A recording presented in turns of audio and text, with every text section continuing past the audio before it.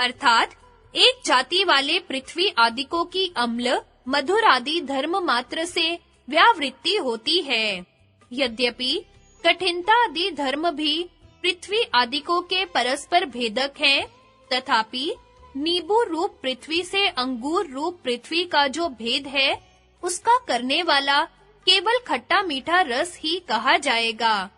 इससे रस आदि को विशेष जानना अर्थात पृथ्वी का जल आदिकों से जो भेद है, वह तो कठिनतादि रूप असाधारण धर्मों से परिज्ञात हो सकता है, परंतु पृथ्वी से अन्य पृथ्वी का भेदक रस आदि है। इस अभिप्राय से इन दोनों सामान्य और विशेष का जो समुदाय है, वही योग मत में द्रव्य कहा जाता है। समुदाय दो प्रकार का होता है, प्रत्यस्त मित भेदा वैवानुगत, दूसरा शब्देनोपात भेदा वैवानुगत, अर्थात अवान्तर विभाग के बोधक शब्द से जिन अवयवों का विभाग बोधन न किया गया हो, उन अवयवों में अनुगत जो द्रव्य है, वह प्रत्यस्त मित भेदा वैवानुगत कहलाता है। जैसे शरीर, वृक्ष, यूथ, वन ये समुदाय हैं। इनके अवान्तर विभाग के बोधक शब्द का उच्चारण नहीं किया गया है, अर्थात हस्तादि अवयवों का समुदाय शरीर पद का वाच्य है, शाखादि अवयवों का समुदाय वृक्ष पद का वाच्य है, वृक्ष आदि का समुदाय वन पद का वाच्य है। किंतु इन सब समुदायों में अवान्तर विभाग का बोधक कोई शब्द नहीं उच्चारण किया गया है, केवल समुदाय उच्चारण किया गया है। इसलिए यह प्रत्यस्त मित भेदा वैवानुगत समुदाय कहा जाता है। जहाँ अवान्तर विभाग के बोधक शब्द का उच्चारण किया जाता है, वह शब्देनोपात भेदा वैवानुगत समुदाय कहा जाता है। उभय देव मनुष्याः यह समुदाय है। इस आकांक्षा पर कि वे दो अवयव कौन है जिनके लिए शब्द का अर्थ है, कहते हैं देव और मनुष्य, अर्थात इस समूह का एक भाग देव है और दूसरा अवयव मनुष्य है। ये दोनों देव मनुष्याः इस शब्द से उच्चारण किए गए हैं, इसलिए यह समुदाय शब्देनोपात भेदा वैवानुगत कहा जाता है। यह शब्द शब्देनोपात भेदा वैवानुगत समुदाय भेद विवक्षा और अभेद विवक्षा से दो प्रकार का है। जैसे आम्राणाम वनम, आमों का वन है, और ब्रह्मणा नाम संघः, ब्राह्मणों का समूह है। यह भेद विवक्षा से दो प्रकार का समूह है और अभेद विवक्षा से आम्रवनम, आम्र ही वन है, और ब्राह्मण संघः, ब्राह्मण ही संघ है। ये दो समूह है। इस प्रकार पुनः यह समुदाय दो प्रकार का है, एक युत सिद्धावयव, दूसरा अयुत सिद्धावयव। युत सिद्धावयव समुदाय वह है जिसके अवयव विरले अर्थात जुदा-जुदा हों। जैसे वृक्ष और संघ रूप समुदाय में वन के अवयव वृक्ष जुदे-जुदे और विरले प्रतीत होते हैं, तथा यूथ के समुदाय गाय, बैल आदि भी पृथक-पृथक प्रतीत होते हैं। अयुत सिद्धावयव समुदाय वह है जिसके अवयव पृथक प्रतीति से रहित निरंतर मिले हुए हों, जैसे शरीर, वृक्ष, परमाणु आदि। यहाँ त्वक, रुधिर, मांस, मज्जा आदिकों का समुदाय जो शरीर है, उसके ये अवयव मिले हुए होते हैं, और मूल शाखा आदिकों का समुदाय जो वृक्ष है, उसके भी ये अवयव मिले हुए होते हैं। यह अयुत सिद्धावयव समुदाय ही पतंजलि मुनि के मत में द्रव्य कहलाता है। यही भूतों का द्वितीय रूप है और यही स्वरूप पद का अर्थ है, अर्थात मूर्ति रूप सामान्य का और कठोरता आदि धर्मों सहित शब्द आदि रूप विशेषों का अयुत सिद्धा अवयव समुदाय रूप पृथ्वी द्रव्य है। स्निग्ध रूप सामान्य का और स्नेह आदि धर्मों सहित शब्द आदि विशेषों का अयुत सिद्धा अवयव समुदाय रूप जल द्रव्य है। इसी प्रकार सामान्य विशेषों का अयुत सिद्धा अवयव समुदाय रूप अग्नि आदि द्रव्य भी जान लेना चाहिए। इन पृथ्वी आदि पांचों भूतों के कारण पंच तन्मात्राएं हैं और तन्मात्राओं के परिणाम परमाणु है, अर्थात तन्मात्राएं परमाणुओं का अयुत सिद्ध अवयवानुगत समुदाय है। इसलिए परमाणु और पंच तन्मात्राएं सूत्र में सूक्ष्म पद से बतलाए हुए पांचों भूतों के तृतीय रूप हैं, अर्थात पांचों भूतों के जैसे परमाणु सूक्ष्म रूप है, वैसे ही पंच तन्मात्राएं परमाणुओं के सूक्ष्म रूप हैं। भूत आदि सर्व कार्यों में अनुगत जो प्रकाश क्रिया स्थितिशील 3 गुण हैं, वे सूत्र में अन्वय शब्द से बतलाए हुए पांचों भूतों का चतुर्थ रूप हैं। पुरुष के भोग और अपवर्ग के संपादन करने का जो गुणों में सामर्थ्य विशेष है, वह सूत्र में अर्थवत जो शब्द से कथन किया हुआ भूतों का पांचवा रूप है।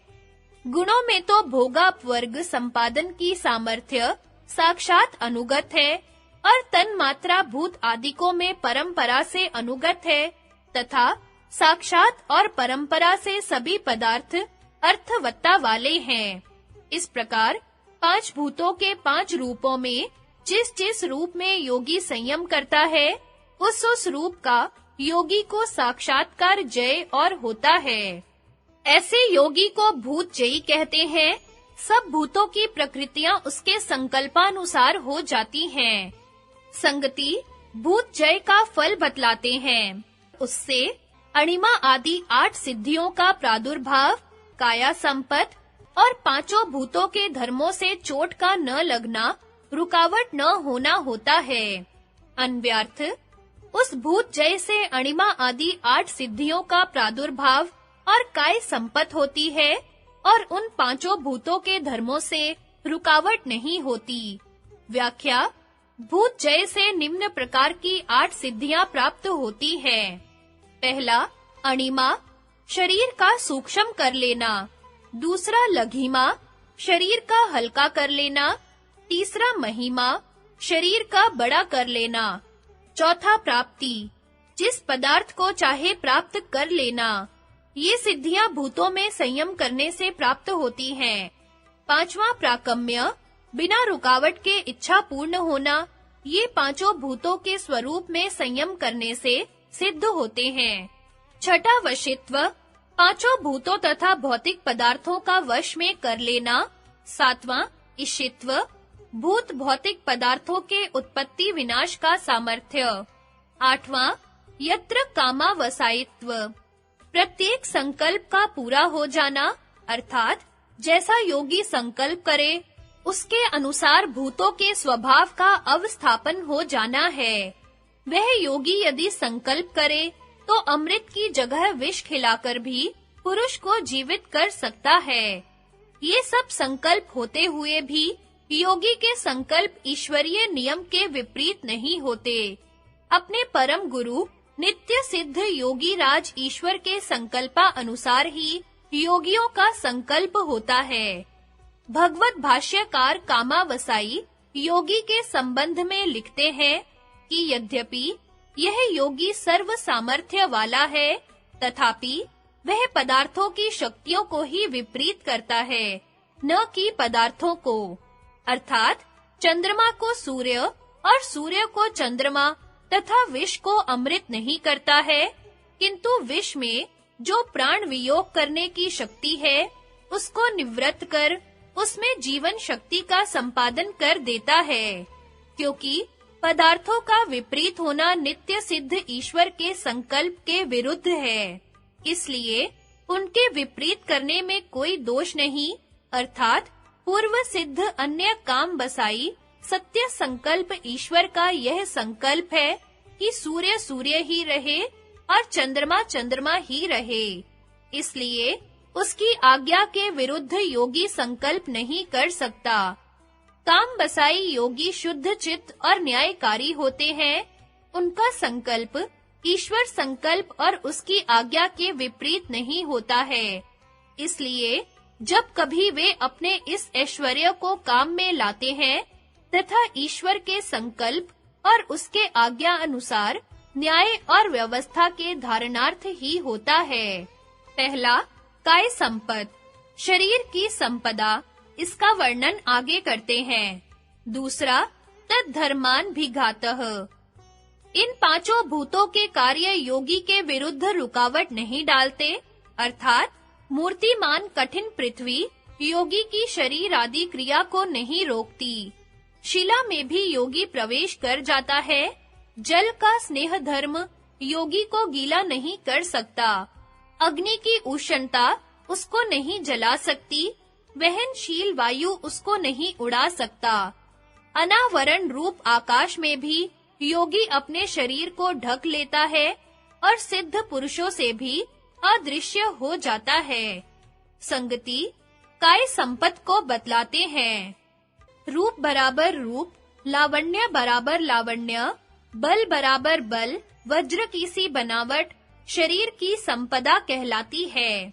अन्व्यार्थ, रूप लावण्य बल वज्र की सी बनावट काय संपत कहलाती है। व्याख्या, पहला, रूप, मुख की आकृति का अच्छा और दर्शनीय हो जाना। दूसरा, लावण्य, सारे अंगों में कांति का हो जाना। तीसरा, बल, बल का अधिक हो जाना। चौथा, वज्र संहनन त्वानि, शरीर के प्रत्येक अंग का वज्र के सदृश दृढ़ और पुष्ट हो जाना, यह काय संपत कहलाती है। संगति, ग्राह्य भूतों में संयम की विधि दिखलाकर इंद्रियों में संयम दिखलाते हैं।